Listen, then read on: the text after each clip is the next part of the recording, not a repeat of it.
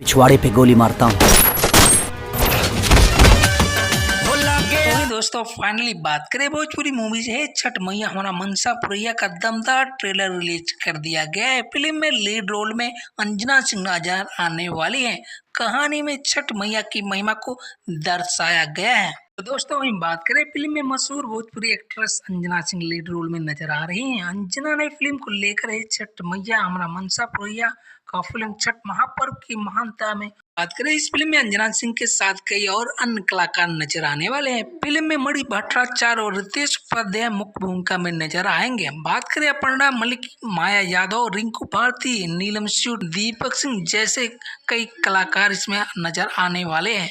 तो वहीं दोस्तों बात करें फिल्म में दर्शक के दिलों पर जगह बनाने वाली वर्ल्ड वाइड फिल्म प्रोडक्शन के बैनर तले इस फिल्म का निर्माण किया गया है। बात करें फिल्म में बहुत ही खूबसूरत कहानी दिखाने की कोशिश की गई है। ट्रेलर में देखा गया कि कैसे अपनी परेशानियों से मुक्ति के लिए लोग छठ पर्व का संकल्प लेते हैं और फिर उसके रास्ते में कितनी परेशानियां आती हैं ट्रेलर में सस्पेंस दिखाया गया है।